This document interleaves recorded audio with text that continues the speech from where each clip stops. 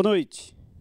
Previdência social, benefícios, direitos, obrigações, aposentadoria, assistência social, tudo isso e muito mais nós veremos hoje no programa Café com Leite. Nosso convidado, Dr. Tormes Filgueira Leite Pereira, ele que é bacharel em Direito, com especialização em Direito Previdenciário e é o atual chefe da Procuradoria Especializada do INSS em Juazeiro do Norte.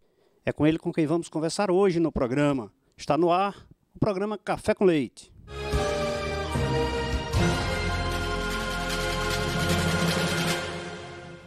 Estamos começando mais um programa Café com Leite. Hoje nosso convidado é o Dr. Tormes Filgueiras, ele que é o chefe da Procuradoria Especializada do INSS aqui em Juazeiro do Norte, que veio aqui prestar informações acerca das demandas jurídicas, dos benefícios que a Previdência nos oferece como cidadãos. Boa noite, doutor. Muito obrigado pela sua presença. É um prazer tê-lo aqui no nosso programa. Boa noite, Leite. Eu agradeço o convite de poder estar aqui prestando informação para o público, trazer mais instrução sobre o que é a Previdência e quais os direitos da população.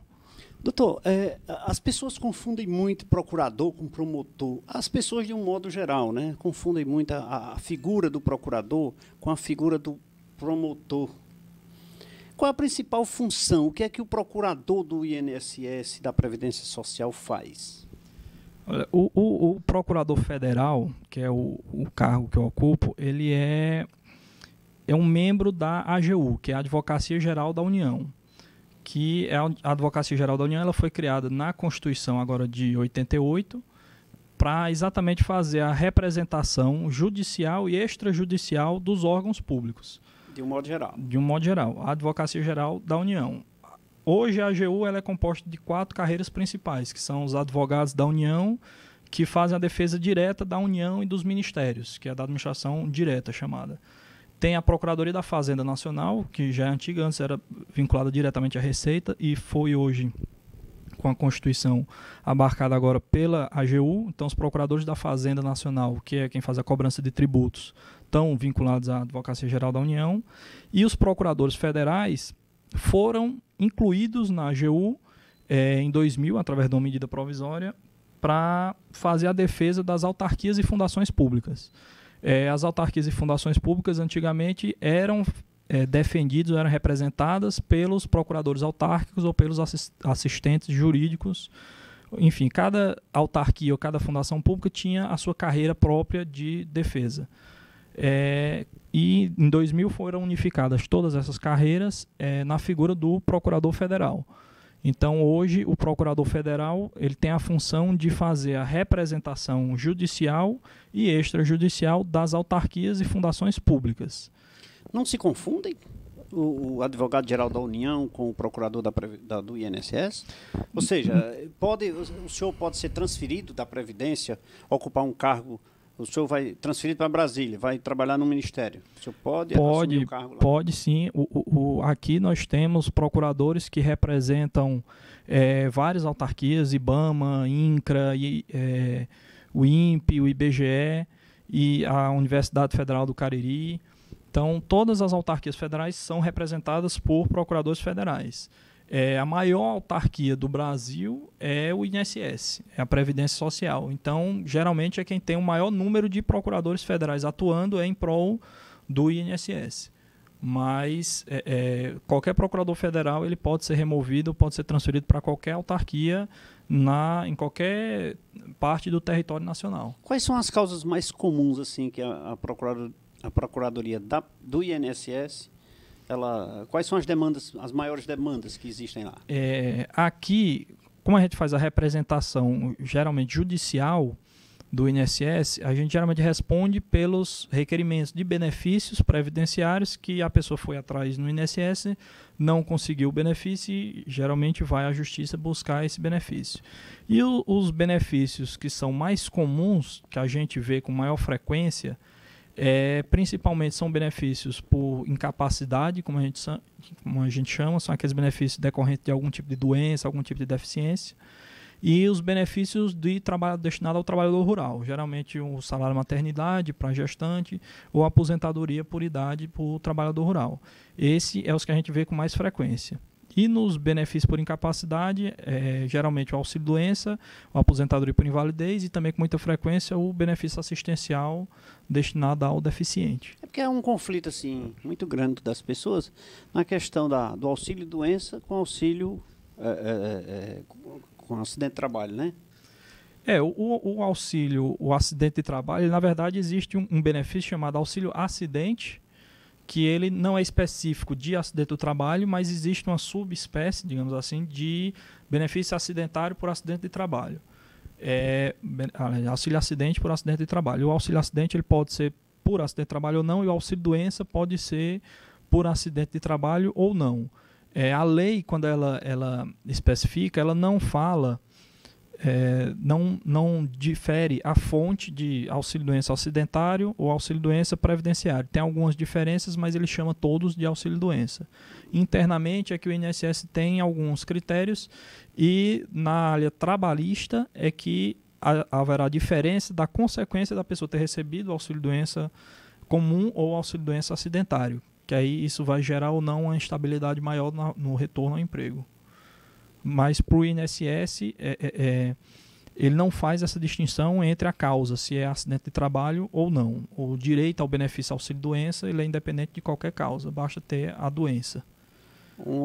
E por que existem aquelas doenças, doutor, que elas são ocasionadas posterior, digamos hipoteticamente aqui? Eu exerci a minha função por um período, e no exercício seguinte, nos 3 meses seguintes após a minha demissão, eu absorvi uma doença que foi uma consequência do exercício da minha função. A perícia detecta isso? Pode detectar. O que a gente costuma dizer é que a perícia do INSS ela é uma perícia médica para detectar a consequência da sua doença. Daí que a sua doença ela já tem que estar ou comprovado ou já tem que estar documentado, tudo que você sofreu tem que apresentar para que a perícia, com base no que você já trouxe, ela poder chegar à conclusão. Então, se você consegue apresentar os sintomas da sua doença, se consegue ver que há uma relação direta com o seu trabalho, então a perícia pode classificar aquilo como acidente de trabalho ou doença profissional, no caso, quando é desencadeada em razão do trabalho. Aí ele pode caracterizar. E no caso específico que você falou, só para esclarecer logo em relação ao período, porque o auxílio-doença, normalmente, ele tem um período de carência de 12 meses. Significa o quê? Que a pessoa tem que ter pelo menos trabalhado durante 12 meses para poder usufruir do auxílio-doença. Isso contínuo ou durante a vida pregressa? Não, pode ocorrer entre a vida em vínculos anteriores, em trabalhos anteriores. A única questão é que, para você, se você, digamos, perdeu a qualidade de segurado, e aqui me permite só explicar o que é a qualidade de segurado, que é você está vinculado à Previdência, você está contribuindo, você está trabalhando, estando empregado. Então, você está vinculado à Previdência, você tem a qualidade de segurado. Se você passa 1 ano sem contribuir, você acaba perdendo essa qualidade. Então, se você trabalhou, passou mais de 1 ano sem trabalhar, depois voltou a trabalhar, para você contar aquelas contribuições que você tinha antes de você parar de trabalhar, você tem que ter 1/3 da carência necessária para o benefício que você está querendo. Então, se você está pedindo auxílio-doença, que é de 12, você tem que ter 1/3, que é 4 contribuições. Então, só depois de 4 contribuições no novo emprego, você pode poder contar as anteriores. E aí você pode somar para fazer as 12. Pequenos detalhes que precisam ser acompanhados, né? Não é muito simples. A legislação previdenciária ela tem muitos detalhes pequenos. Geralmente, a função é mais... Não é nem, digamos, evitar a fraude, mas é para tentar manter o equilíbrio do sistema. Exatamente para evitar que a pessoa que ou não trabalhou, que já trabalhou há muito tempo e não estava mais contribuindo, volte a contribuir e já adoeça, ou geralmente volta a contribuir logo após adoecer para poder só ter direito ao benefício. Aí, para evitar esse tipo de coisa, gera-se ocorrem fatos em que as pessoas querem sempre só os benefícios, né? Não querem dar contrapartida, né? Uma luta. Hoje, até o INSS meio que perdeu, digamos assim, essa ânsia de lutar, ou não briga tanto, porque a competência para cobrar benefício previdenciário hoje é da Receita Federal, não é mais do INSS. Antigamente, até 2007, era o INSS que fazia a cobrança da contribuição previdenciária e concedia o benefício. Hoje o INSS é só para a concessão do benefício e a Receita agora vai buscar as contribuições. É a dona da chave do cofre. Da chave do cofre, né? Então, outro conflito que eu acho que ocorre com muita frequência é a questão do diferencial entre aposentadoria, pensão e assistência social. Certo. Eu já vi muita gente confundindo benefício assistencial com aposentadoria, por exemplo. Você acha que está aposentado por receber um benefício assistencial. A questão é que, aí trazer um pouco de uma explicação jurídica, a Previdência Social ela está inserida na Constituição no que a gente chama de Seguridade Social, que é uma prestação que o Estado tem para o cidadão de proteção, e essa Seguridade Social ela abrange a Previdência Social, ela abrange a Assistência Social e abrange a Saúde. A Saúde é fornecida através do SUS. A Assistência Social ela tem vários benefícios assistenciais, tem pensão especial por portador daquela doença de Caruaru, que eu não me recordo o nome, de uma pensão especial para quem recebe talidomida, e tem os benefícios de prestação continuada, que são os mais comuns, que é o benefício da Lei Orgânica da Assistência Social. E esses benefícios é que são geralmente confundidos com a aposentadoria, porque eles também são no patamar de um salário mínimo. E são permanentes? Não é que eles são permanentes, eles têm uma previsão legal de revisão a cada 2 anos dos critérios de concessão. E quais são esses critérios? A Lei Orgânica da Previdência Social, da Assistência Social, ela prevê 2 tipos de benefício de prestação continuada, o destinado ao idoso e o destinado ao deficiente. Esse benefício de assistência, ele independe, aliás, de contribuição. Como ele não depende de contribuição, ele é concedido automaticamente à pessoa que preenche aqueles requisitos, ele é destinado exatamente para garantir a subsistência, garantir a sobrevivência daquelas pessoas que não têm como garantir a própria subsistência. Então, os requisitos dela ser pessoa idosa, hoje maior de 65 anos, ou ser deficiente, não ter condição. Isso quer dizer que aquela pessoa idosa com mais de 65 anos, ele não tem uma aposentadoria? Não, aí é que está. Ele pode ter aposentadoria se ele estiver vinculado à Previdência, ou seja, se ele contribuiu, né? Se ele passou a vida contribuindo. Se ele não contribuiu, passou a vida sem trabalhar ou sem contribuir, ele pode vir a ter direito a esse benefício assistencial. Só que o benefício assistencial, exatamente por ser uma assistência do Estado, ele é entendido como um caráter subsidiário, ou seja, a família é quem tem primeiro a obrigação de manter o indivíduo. Certo. Você tem que ser mantido por seus pais, seus irmãos. Se a família não tem condições de manter o indivíduo, ou porque você não tem família, ou porque não tem condição financeira de manter, aí você pode buscar pelo Estado esse benefício de um salário mínimo. Ele é um benefício, como eu disse, ele vai ser avaliado essa questão dos requisitos, ou seja, a cada 2 anos o INSS geralmente avalia o conjunto dos benefícios, ou o conjunto dos requisitos, e vê se preencheu ou não os requisitos, e se não preencheu, ele pode cessar o benefício. Aí, se não, a pessoa continua recebendo. E esse benefício ele é administrado também pelo INSS, mas é pago pela União. E não tem 13º. Essa é a principal diferença para a aposentadoria. Estamos conversando aqui, estamos tendo aqui uma verdadeira aula sobre Previdência Social com o Dr. Tormes Filgueiras, ele que é chefe da Procuradoria Especializada do INSS aqui em Juazeiro do Norte. Quero mandar um abraço para a doutora Eloni, advogada, assiste o programa Café com Leite. Doutor Leitão, lá no Crato também, aí, que semana passada aí teve uma grande luta com um grande trabalho à frente da Expocrato aqui na região do Cariri. Doutor, o tempo vai passando, a gente vai conversando, a garganta vai pedindo a água mineral São Geraldo. E falando em previdência social, em benefício, a gente sempre discute a questão, que eu faço questão de servir a água para os nossos convidados, e eu queria falar um pouquinho do LAMIC, porque o LAMIC, o laboratório LAMIC, cuida da vida das pessoas também, fazendo seus exames com qualidade e com muita precisão.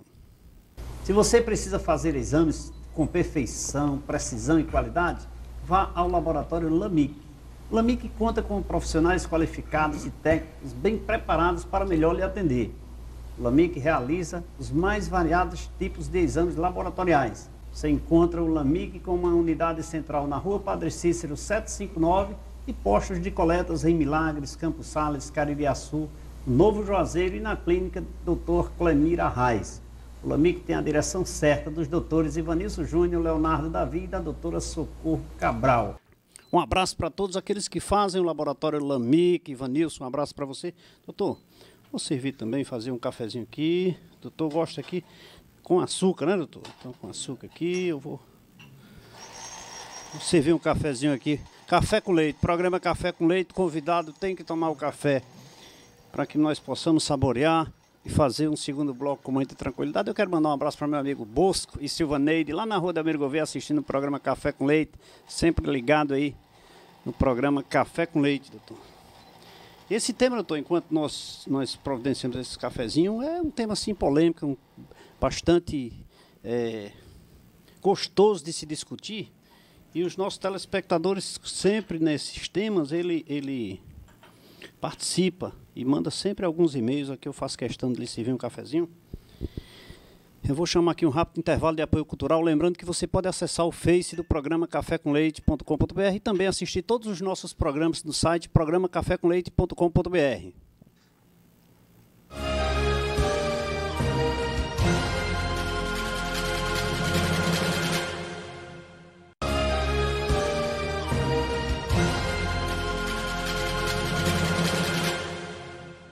Estamos de volta nesse segundo bloco do programa Café com Leite. Hoje nosso convidado, Dr. Tormes Filgueiras, ele que é chefe da Procuradoria Especializada do INSS. Doutor, agora eu acertei. Agora, chefe da Procuradoria Especializada do INSS, aqui em Juazeiro do Norte. Doutor,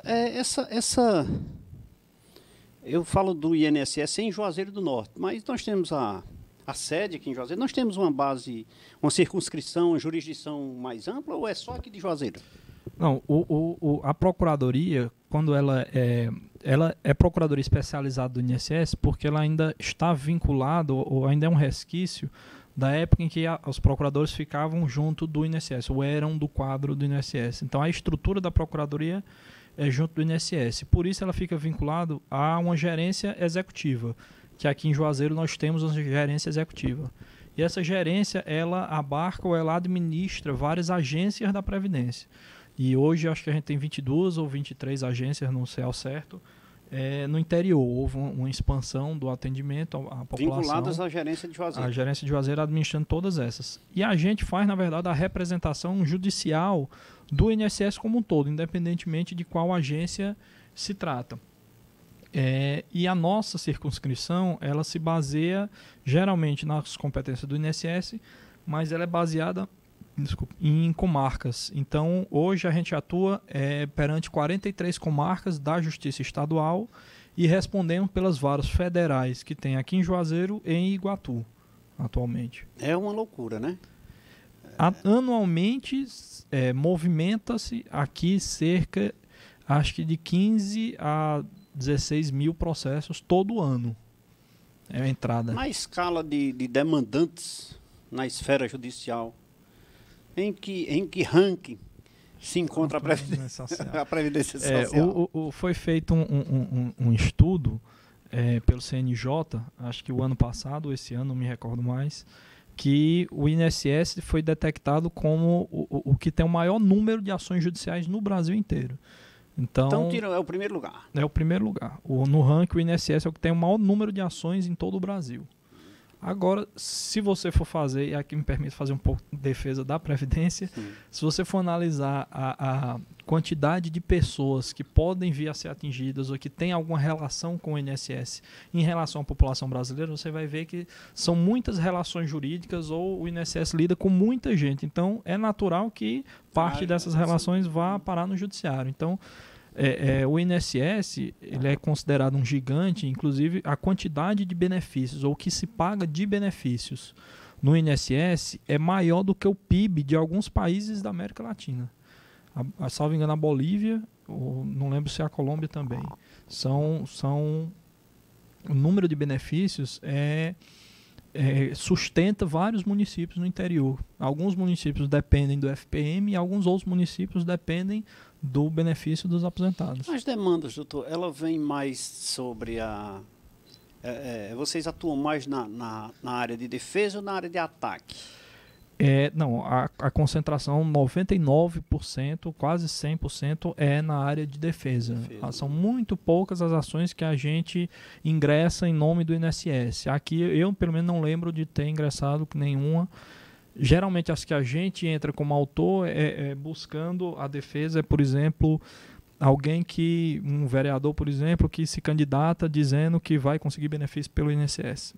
Então, para defender a imagem do INSS ou o nome, para desvincular a ideia de que aquele vereador está vinculado ao INSS, a gente pode entrar com ação. Mas aqui a gente nunca fez esse tipo de coisa, não. A gente só responde como réu. Eu li recentemente sobre uma questão das ações em que o INSS é autor. É quando ocorre, por exemplo, um acidente de trabalho. E no acidente de trabalho foi comprovado que a culpa é da empresa. Mas, naquele momento, a Previdência Social, através do SUS ou os outros órgãos que faz parte, atendeu o cidadão, a ocorrência, e custeou todas as despesas. Tá? Então, eu já vi... Ocorre essas ocorre, tipo de demanda? E até, como eu disse, eu particularmente nunca peguei, não passou por mim, mas realmente eu tenho um colega, procurador federal, que está do nosso lado, que ele é responsável pelas ações regressivas. Ação regressiva. Que é esse tipo de ação que você está falando. Houve, inclusive, uma ampliação da atuação em ações regressivas recentemente. Antigamente, ela ficava restrita a essa questão de acidente de trabalho, que aí a pessoa se acidentava geralmente por culpa ou negligência da empresa que não cuidou da legislação trabalhista, das normas para a proteção do trabalhador e causou um prejuízo à Previdência porque a Previdência teve que pagar um benefício àquele trabalhador por culpa da empresa. Aí ela regressa contra a empresa para obrigá-la a pagar esse benefício. E foi ampliado isso agora com as ações em relação à Lei Maria da Penha.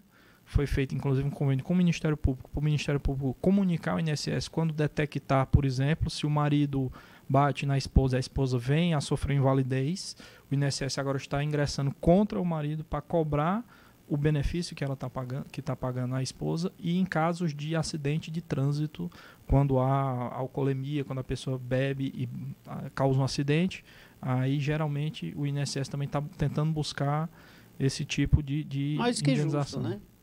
É tentar atingir, digamos assim, a população no bolso onde dói mais. Doutor, foi muito bom colocar. Nós já fizemos, agora em 2014, uns 2 ou 3 programas, onde nós tratamos da Lei Maria da Penha. O programa Café com Leite defende aqui a mulher em todos os seus 99%, viu? É porque tem umas que não merecem. Mas muito bom, foi muito bom essa informação, eu desconhecia. Deixar claro, isso aí serve até para que a advertência para que aquelas pessoas que de forma agressiva agridem as mulheres, né? Quer dizer, que a deixa de forma afastada recebendo benefício previdenciário. Quer dizer que agora a Previdência também vai entrar contra ele com ação regressiva para ressarcir. Ela tem digamos assim, um programa, um projeto para fazer isso. Agora, depende muito de toda uma comprovação.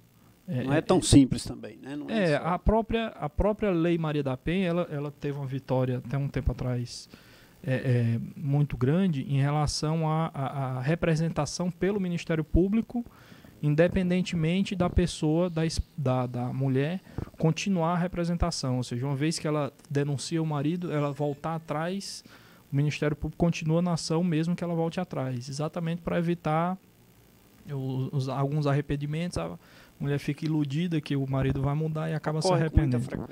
E aí, essa liberdade o INSS já não tem, porque essa responsabilização, ela é responsabilização direta do direito civil, questão de causar dano, ter que responder. Então, ela precisa de uma comprovação bem específica de que o dano causado foi causado em razão da agressão, que aquela agressão foi punida geralmente, pela lei da Maria da Penha, a gente precisa ter a comunicação daquela agressão e isso aí ainda não está, digamos assim, difundido e a gente não consegue o resultado tão eficaz. E também, diante de muitas ações, às vezes a gente não consegue acompanhar esse tipo de ação pela quantidade de ações que a gente recebe. E de poucos profissionais para... Muito poucos. Hoje, o quadro atual nosso está deficitário, pelo menos em 3 procuradores. Quantos nós temos lá hoje? Hoje, na Procuradoria do INSS, eram para ser 11 procuradores e hoje só temos 8. Está faltando 3. E tem outro escritório, que é o que a gente chama de escritório de representação da PGF, que são os que respondem por essas ações regressivas e respondem por ações das outras autarquias além do INSS. E eles são 2 procuradores. E aí, 2 procuradores para fazer isso tudo não dá conta. É uma loucura, né? Não dá conta de jeito nenhum. Doutor, será que o processo da publicidade, da educação, não melhoraria na redução dessas demandas, não? Eu acho que sim. O próprio INSS ele tem um programa, que eles chamam de PEP, Programa de Educação Previdenciária. Inclusive está agendado para... Fernanda, como é o nome do rapaz? Tem um rapaz aqui que representa a Previdência na gerência, né? Não sei se é o Ragnoberto, a Ronise... a Ronise já esteve aqui no programa. E, inclusive, nós vamos falar aqui sobre esse programa de educação, porque nós fazemos questão de levar a educação previdenciária. É importante. Hoje, um dos problemas que a gente tem no INSS é de atravessador. Tem gente que geralmente retém a documentação do segurado para dar entrada e geralmente cobra por isso. O INSS ele é um órgão do Estado, por isso a prestação do serviço dele tem que ser gratuita. Perfeito. Então, todo requerimento de benefício ou qualquer coisa que você queira fazer perante o INSS, ele é gratuito. Você não precisa de uma pessoa para estar, você não precisa pagar ninguém. E hoje o sistema de agendamento por telefone ou pela internet, ele agilizou o atendimento e você pode agendar, ainda que se você quiser atendimento hoje, pode ser até que você consiga, mas se você agendar o dia, é muito mais fácil você conseguir, você vai ser atendido muito rápido, não precisa pegar fila ou comprar senha, esse tipo de coisa. Então, esse programa de educação previdenciária, ele tenta explicar ou trazer essa informação exatamente para aproximar o cidadão do atendimento. Doutor, nós vamos voltar a falar com a doutora Ronise sobre o assunto e vamos convidar. Está agendado aí, eu vou ver na nossa agenda aí como é que está, para esse rapaz vir falar sobre esse programa de educação, que eu acho assim importantíssimo. A educação ajuda e contribui às pessoas de todas as formas, né? Inclusive aqui no nosso programa sempre surgem oportunidades em que eu faço essa pergunta ao nosso convidado, o que ele pensa acerca da educação, dos problemas que acontecem na saúde, por exemplo. A pessoa educada adoece menos, né? E sempre quando surge essa pergunta, nosso convidado responde se a educação é o ponto primordial, é ele quem reduz as coisas. Então, eu creio que com um programa de educação, de publicidade do andamento das coisas, de como funciona aqui na nossa empresa mesmo, lá em Leite Contabilidade, sempre que as pessoas nos procuram para aposentadoria, eu digo, vá você mesmo, é gratuito, eu digo isso. E tem gente que diz, não, mas eu lhe pago para você ir. Eu digo, não, se eu for, você vai me pagar. Mas é simples, você vai lá. Eu sempre oriento que procure um advogado previdenciarista para buscar os seus direitos, que aí a lei lhe é coberta, quando há um indeferimento e você entende que é para isso que existem os advogados. Né? E é para isso que existe o senhor e os outros procuradores para defender a Previdência Social. Né? Exatamente. Então, isso são fatos comuns e que ocorrem. Então, se as pessoas tomarem conhecimento, buscarem os seus direitos no tocante a saberem os seus direitos até que ponto vão, com certeza evitarão gastos, custos e terão resultados mais prósperos, mais rápidos. Né? Certamente. Então, mas voltando ainda para aquela questão dos comparativos entre assistência social e benefício e tal. Quais são os benefícios hoje oferecidos pela Previdência Social? A Previdência, geralmente, falando especificamente do INSS, porque a Previdência em geral existe um benefício específico, que é o seguro-desemprego, que ele está incluído como previdência. Não sabia que ele está incluído como previdência, mas não é administrado pelo INSS, certo. Ele é administrado pelo Ministério do Trabalho. Mas na Constituição ele está abarcado como, digamos assim, um dos benefícios ou um dos riscos sociais protegidos pela Previdência, é o desemprego involuntário. Mas especificamente do INSS, a gente tem duas categorias, digamos assim, de benefícios. Tem os benefícios para os segurados, ou seja, aquele que contribui diretamente para a Previdência, e tem os benefícios aos dependentes, que exatamente são as pessoas que dependem ou que são dependentes econômicos desses segurados. E os benefícios dos segurados são as aposentadorias por invalidez, por idade, por tempo de contribuição, o auxílio-doença, o auxílio-acidente e o salário-maternidade. Geralmente são esses benefícios. Deixa eu ver se estou esquecendo mais algum. Então, esses são os mais comuns, né? Os mais... Tem, por exemplo, a aposentadoria especial, é outro também benefício. É parecido com a aposentadoria por tempo de contribuição, mas é para o trabalhador que trabalha sob atividade insalubre. E tem os benefícios do dependente, que são a pensão por morte e o auxílio reclusão. Eu sempre falo para as pessoas que eu sou contra esse auxílio reclusão. Eu até fugiu a pergunta aqui, porque sou contra. Olha, duas coisas que eu sou contra aqui que caberiam uma discussão de 2 ou 3 programas. É auxílio reclusão e seguro-desemprego. Não, seguro-desemprego eu sou até a favor, desde que houvesse, como estão exigindo agora, na segunda vez em que o cidadão vai receber, uma comprovação, né? Deveria ser na primeira, doutor.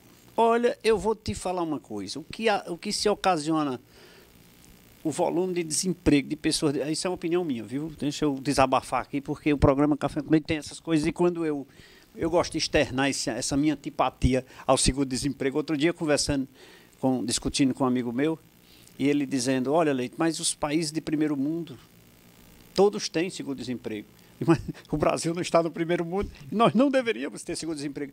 É um custo a mais para o país, para nós cidadãos, que nós pagamos o seguro-desemprego, né? Eu diria que 50% das pessoas, quando sabem que têm direito ao seguro-desemprego, começam a provocar reações para serem demitidas. Eu digo isso porque eu vejo na prática. Eu não estou pedindo a opinião do doutor aqui não, viu, telespectador? Eu estou dando a minha opinião. Isso é um absurdo. O cidadão ele já sabe que tem direito. Eu até muitas vezes discuto com o cliente e digo, olha, não se preocupas que o teu empregado sabe mais do que eu. Ele diz, não, Leite, sabe? Não sabe. Pergunta para ele qual é o dia que ele vai receber a parcela do seguro-desemprego e a partir de quando. Ele diz, olha, no dia tal, a partir do dia 10, às 5 horas da tarde, eu já tenho direito a 3 parcelas. No dia tal, de tal mês, eu passo a ter 4. E eu não sei, eu vou olhar da lei. Porque eu não sei que dia ele foi admitido, nem... Está entendendo? Então, sou contra isso aqui, está fora do contexto da nossa discussão. Mas é bom a gente falar nisso, até para relaxar um pouquinho aqui. Vamos beber água mineral, né? Água Mineral São Geraldo, que apoia o programa Café com Leite.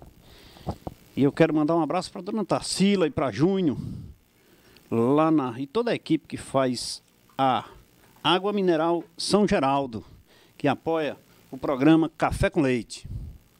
Acabamos de degustar o que há de mais gostoso, saboroso, cristalino e também que é a mais preferida na região do Cariri. Eu estou falando da Água Mineral São Geraldo, ela que leva a marca da Cajuína São Geraldo e é genuinamente juazeirense. Água Mineral São Geraldo. Um abraço a todos aqueles que fazem a Água Mineral São Geraldo e que apoia e patrocina o programa Café com Leite. Doutor, mais um cafezinho aqui, eu faço questão de lhe servir, quentinho feito na hora, que é o Café com Leite. Muita gente pergunta aqui, doutor. Doutor, o senhor pode deixar o pirizinho para ficar mais à vontade, viu? Que esse negócio aqui nós não estamos muito à vontade, né? Vamos ficar bem à vontade, porque o programa é nosso. E as pessoas perguntam se esse café tem leite, viu? E eu não digo. Eu não digo porque é um segredo nosso. Vamos a um rápido intervalo de apoio cultural. Acesse o Face Programa Café com Leite e também acesse o nosso site programacafécomleite.com.br. Só durante esse intervalo, daqui a pouquinho nós voltamos, é rapidinho.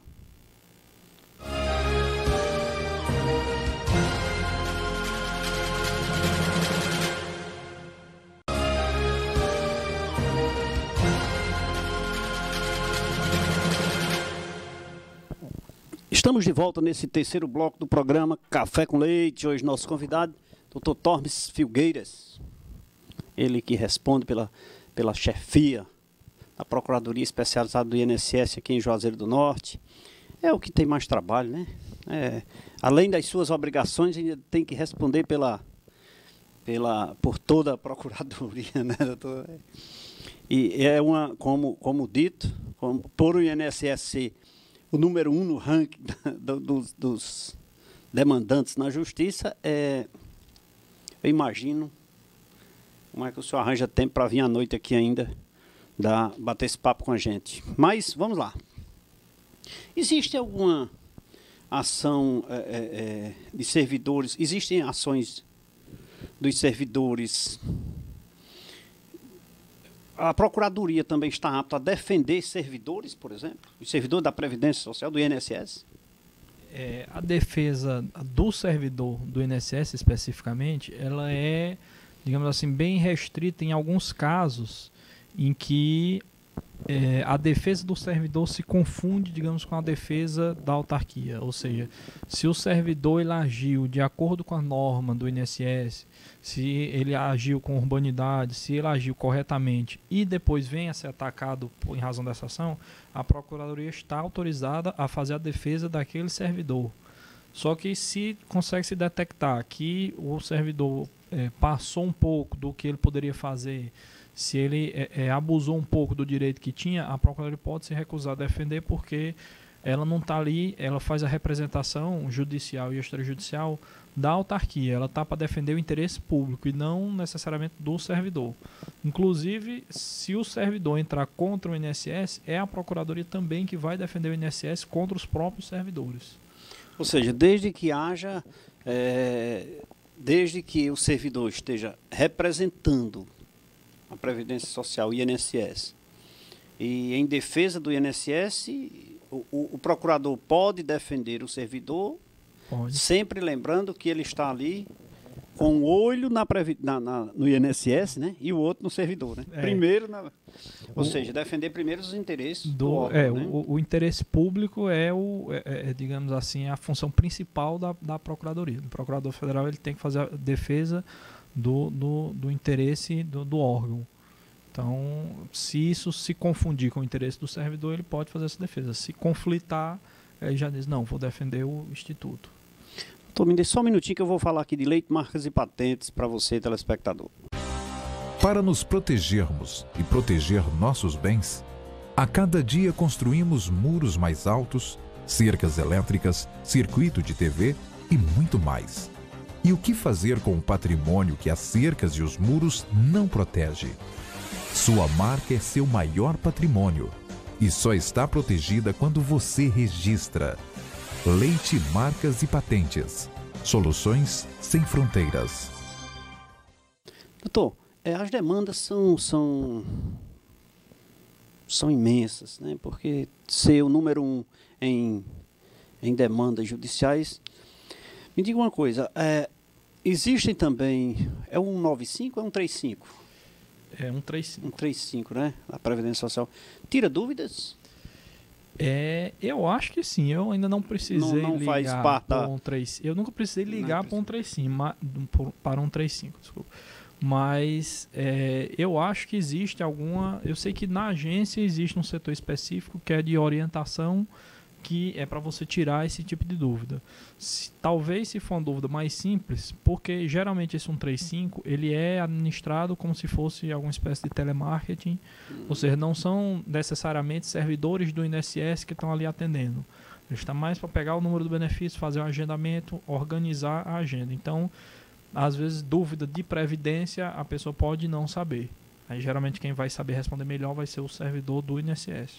Doutor, dentro das demandas jurídicas, eu queria fazer uma pergunta que é muito comum.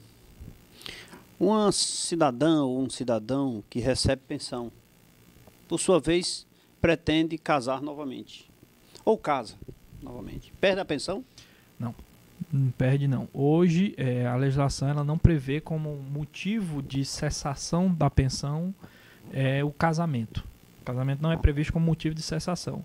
Agora, no caso específico, se, por exemplo, a pessoa recebeu uma pensão, vem a casar novamente e o esposo morre, aí ela pode ter direito a uma outra pensão. Só que para ter direito a essa outra pensão, ela tem que escolher entre as duas, a que ela recebia ou a nova. Ela não pode acumular as duas pensões. Escolher aqui a mais que mais lhe beneficia, né? Geralmente é de maior valor.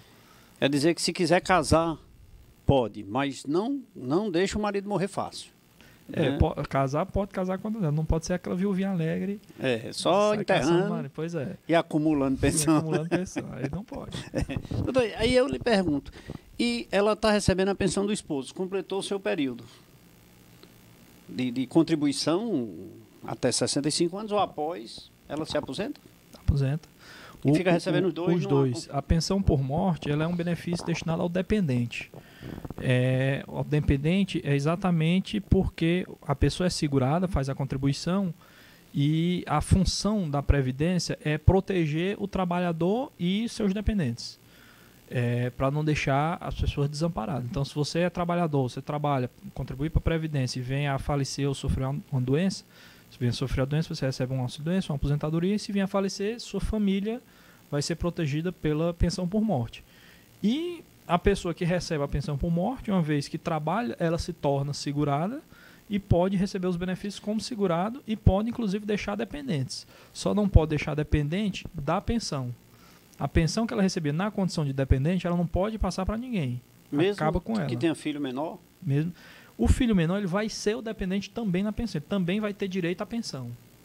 Certo. Então, ou seja, se ela recebe pensão por falecimento do esposo, e ela chegar a falecer e tiver filho menor, o filho tem direito à pensão? Não. Aí continuidade ou não? Não. O filho menor, ele também é dependente. Então, não é que ela recebe a pensão. Ela recebe e o filho também recebe. Ela vai administrar, porque ela é tutora ou porque é representante do filho. Certo. Mas o filho também tem direito, assim como ela. Quando ela falecer, a parte dela vai ser incorporada à do filho. O filho passa a receber a parte dele e a parte da mãe. Ele engloba o total.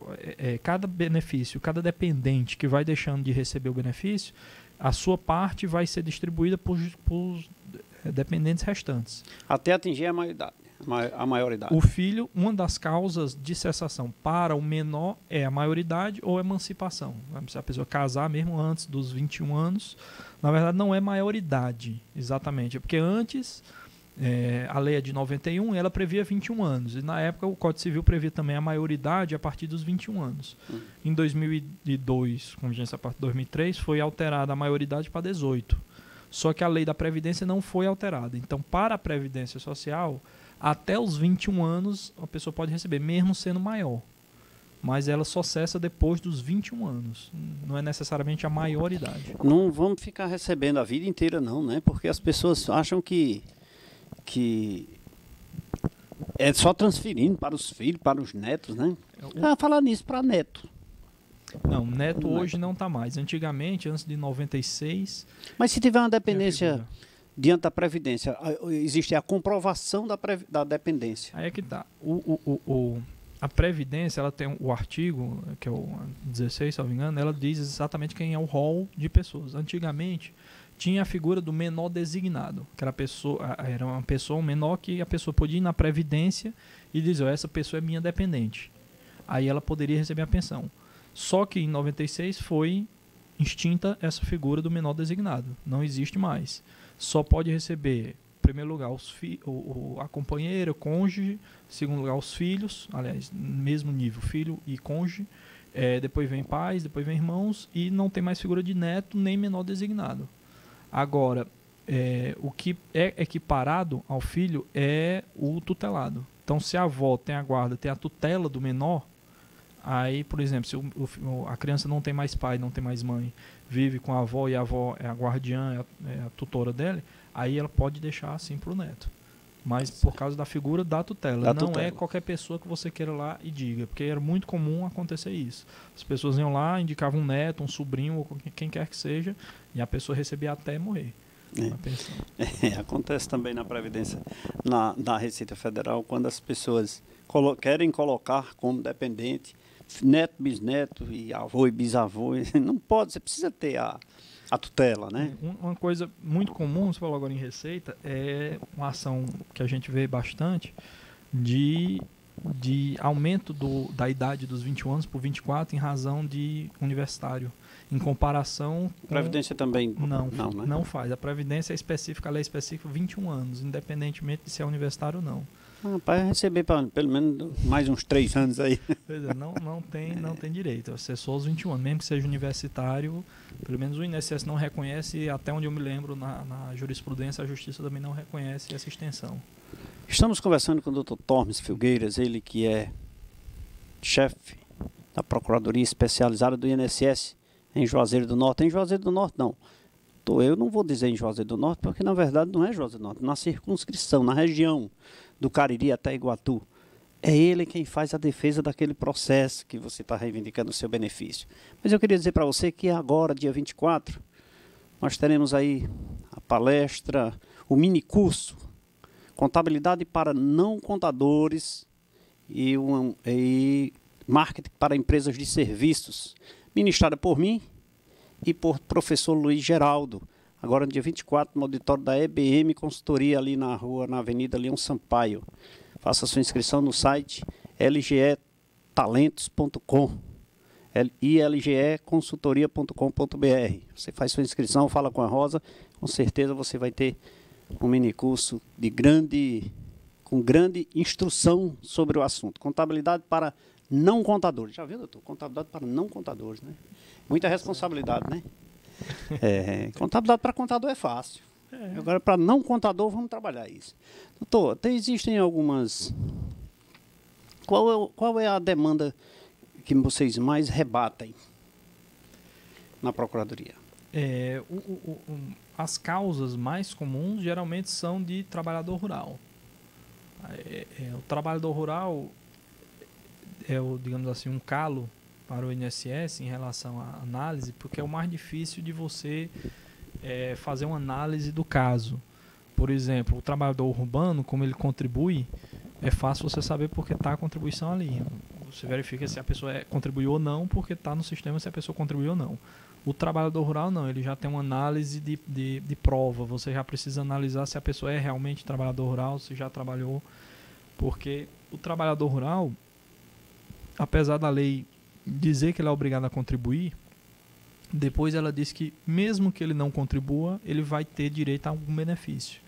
Porque é inerente à própria atividade do trabalhador rural aquela ausência da contribuição, porque ele depende da produção, e às vezes a produção geralmente é para subsistência ou não tem uma formalização, então acaba sem a contribuição, e é franqueado a ele o benefício mesmo sem a contribuição, apesar que a lei diz que ele é obrigado a contribuir da mesma forma. E aí a maior parte do que chega é em relação a esse tipo de benefício de trabalhador rural, em razão dessa dificuldade que tem, que é inerente aos servidores ou a qualquer ser humano, de analisar, verificar a prova e ver se a pessoa é ou não trabalhador rural. Então, o que a gente rebate mais é geralmente essa questão da qualificação, do enquadramento da pessoa como um trabalhador rural. Que compete a ele provar se ele de fato é um trabalhador rural. É um trabalhador rural e que trabalhou durante o período, que a lei exige, por exemplo, para a aposentadoria por idade. Aí é uma assistência? É uma assistência, não, né? Ele é previdência. Previdência, né? Antigamente, antes de 88, antes da Constituição, existiam duas previdências, a previdência rural e a previdência urbana. O INSS era só para a previdência urbana. O rural, ele era, não era INSS, na época era o INPS. INPS. Aí ele era específico para a previdência urbana. E tinha o Fundo Rural, que era específico para... O INPS acabava administrando os dois, mas ele separava a fonte de custeio. Em 88 foi unificada essas duas previdências e hoje é tudo uma previdência social só. Então ele é considerado benefício previdenciário, a aposentadoria do trabalhador rural. Inclusive tem 13º, inclusive deixa dependente, que é outra diferença do benefício assistencial, que a gente falou no começo, é que ele pode ser cessado, ele não deixa dependente, ele não tem 13º e não passa para outra pessoa. Cessou aquele benefício, morreu, né? Do assistencial. O benefício previdenciário não. O benefício previdenciário do segurado, ele pode gerar pensão. Então, como gera a pensão, aposentadorias e auxílio-doença, aposentadoria por invalidez, que o trabalhador rural tem, ele também deixa pensão. A previdência social faz parte da nossa vida, né? É um cotidiano. Mas eu gostei aí, o senhor tão novo, já ainda falando em INPS, né? Porque quando a gente vai falar em INPS, as pessoas dizem, o que é isso, né? O que é isso? Mas eu ainda sou do tempo do INPS. Eu não sou velho, não, mas eu sou do tempo do INPS ainda, aqueles carnezão compridão, tinha que pagar e tal. Amarelo. Era amarelo, era laranja com azul e depois mudou. Não, olha, isso é mais novo. Eu sou de um compridão assim, que parecia um carnê do Silvio Santos, tinha que pagar um negócio desse tamanho assim. Mas é isso aí, a Previdência Social traz muitos benefícios, nós já trouxemos aqui algumas pessoas para tratar desse tema, e é um tema assim muito dinâmico, muito valorizado, muito importante, mas que ajuda muito as pessoas, a gente leva muita informação para as pessoas, e se você deseja, pretende colher mais algumas informações, passa um e-mail, acesse o nosso site, passa um e-mail, faça a sua pergunta. Se nós não soubermos responder, com certeza eu vou encaminhar para o Dr. Tormes responder para você.